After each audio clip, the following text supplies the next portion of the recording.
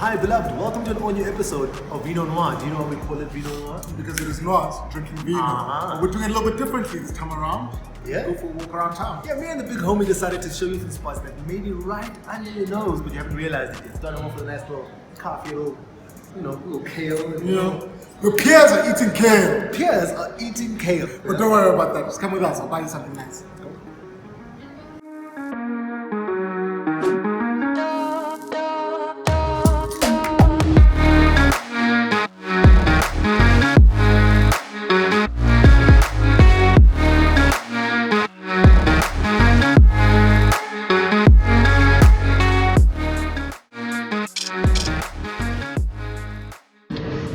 Booyakasha. Dog, this place, Hotel Sky, is our next stop. Just for some cocktails, and what the hell?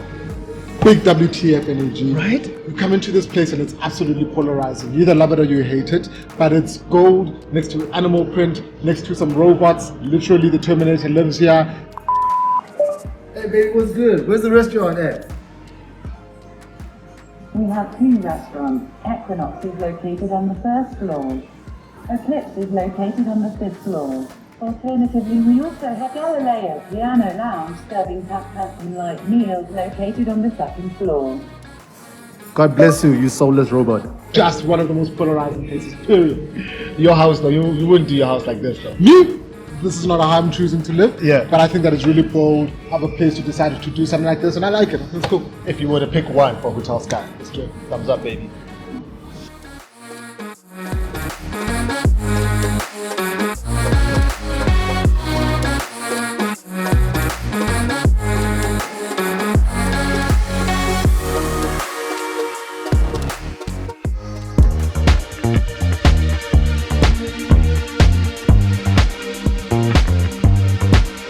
Just another sunny day in Southern California. It's where the people came to play. Don't let them transform you. Come and see what you've been missing on a little slice of heaven. It's the only place we're living. It's that West Coast point of view. Easy when it's always summertime for you and I. How are you guys? Good. I've got a Etikeni Lager, which is our house beer made from Etikeni in Alice Lane in Eastern Cape, South Africa. Awesome, fantastic. Shout out Alice. Shout Shout out. out to Alice.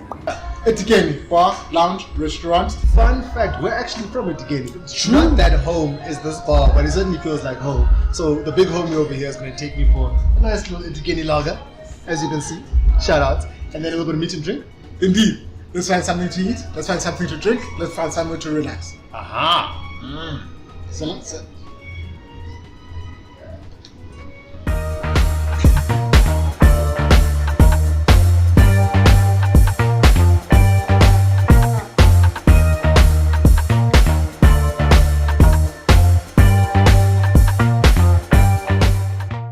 Gentlemen, here we have a red location fish accompanied by potato wedges, some chakalaka, some salsa, and then this is our creation, Etikeni burger.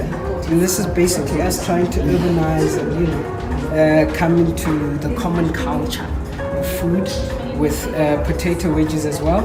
And then this is literally, going back to our roots, lusu, mukhodu, by other people, Padidi from us who come from Port Elizabeth. And it's served with chumolia, which is an indigenous South African fino cream, accompanied with umpa. And umpa is basically milli meal. Anything with a milli meal base, that's umpa and closer. But this one is mixed with potatoes and spinach. So this is what we call umpa here. Thank you so much. Thank you very much. Tools, good food deserves good wine. What do we got in front of us drinks wise? Excellent selections for wine by the glass. On your left, to my right, we've got the Paul Cluver sauvignon blanc. top 5 sauvignon blancs in the country. Just can you do a For the red, we've got the Canon Cop Cadet, and you know that it's the entry level of the Canon range because Wildly it is popular. called Cadet, wildly popular. Yes. Made in a very typical Bordeaux style blend, except for the fact that we take out one of the grapes, put it in a Pinotage, and mix it a Cape Wine. Chefskissimo. Chefskissimo. Thank you very much. Out of all the Proudly Kosa dishes, I think umfino is one of the most underrated ones. What a gem. And what a nice combination to have with some loose. Umfino get loose. Sorry, see. On your mouth, though.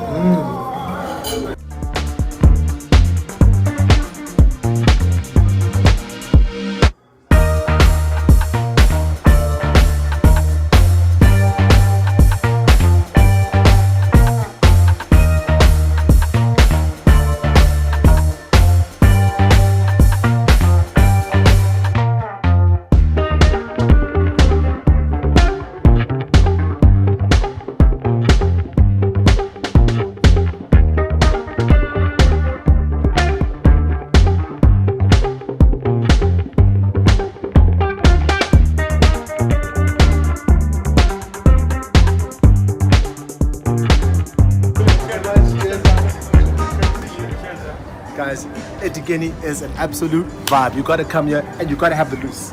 Check out the loose, check out the burger, make sure that you check out the Etikeni lager, everything that you want and a little bit more.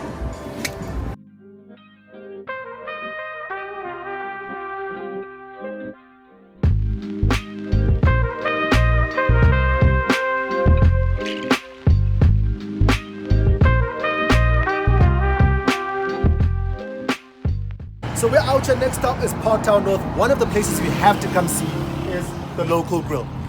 One of the coolest steakhouses in Joburg, period, and also happens to be owned by my big uncle Louis.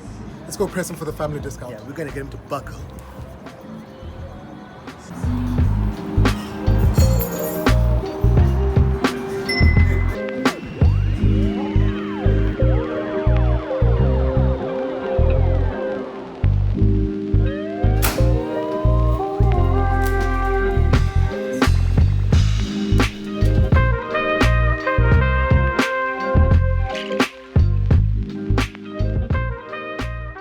I was reading something on cuts of beef about what the best cut of beef is. And the answer I was getting was that there is no best cut of beef. There's flavor that you can sacrifice on, there's texture that you can sacrifice on, but there's no best cut.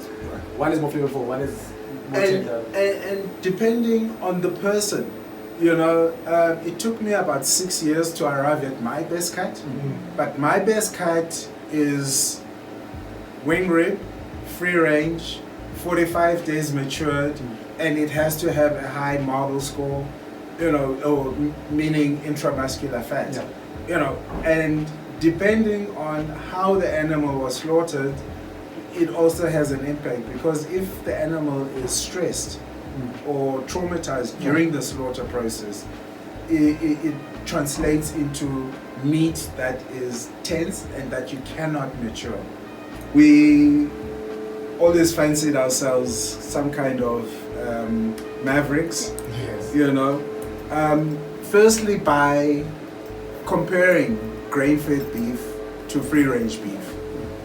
And most people didn't know when we started 18 or 20 years ago that there was actually a difference between grain-fed beef and free-range. All people knew was, you know, it's a great steak.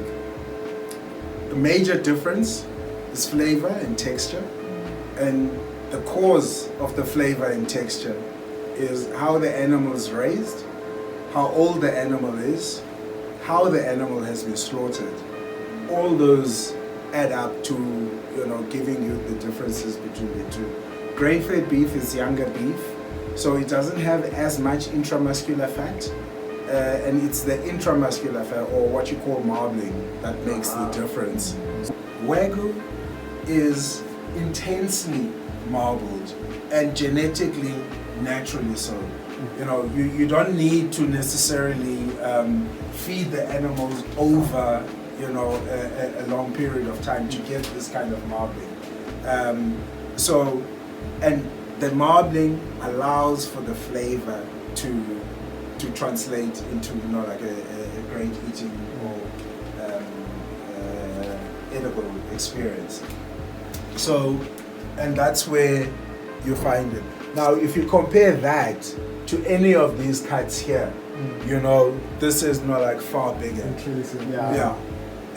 So you also don't consume it as a steak in this way. The smaller slices or thinner slices that you have, the better, because then you really appreciating the intensity of flavor. We need to stay sane, and the only way to stay sane is to keep on cooking. Right. So we've been cooking. to- Yeah, we've been cooking and feeding up to about 400 people a day. We don't take the food to them, but the NGOs come and collect That's the food. Chefs with compassion, they come and they deliver all the vegetables that you see. I mean, we don't even have an eggplant dish on our menu, but we make and we produce stuff, and then they come and they collect maize meal that is being donated. You know, tons and tons of it, and that's what then people receive, either in Krugersdorp. There's one community that always, you know, like gets from our kitchen, but there are many kitchens or restaurants like the Local Grow all over Gauteng, all over South Africa, that have been cooking. And this is exactly how it goes. We're out at the Local Grill too. So we got some steak tartare. Indeed, my brother, Inside. we've got some steak tartare. It comes with a little bit of onion, rock salt, capers, chili. That looks like parsley to me, and some crushed pepper with a little bit of egg yolk in order to be able to put it all together as the bonding agent, and some brandy to cook.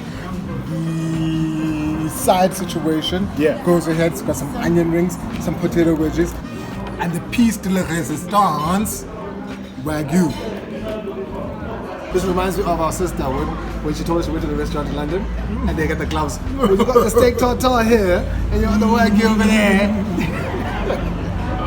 Got your peanut butter onion rings over here. No gloves here, but we went straight in.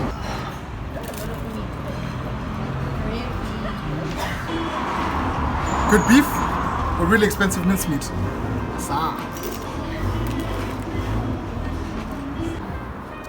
Yeah, that's it. What an awesome day. Listen, if you're ever out in Parktown North, ever out in Sandton, check out these spots. They're worth your time. They're worth your money. Little piece of Joburg. That's that for now. It's BX all day. Ah!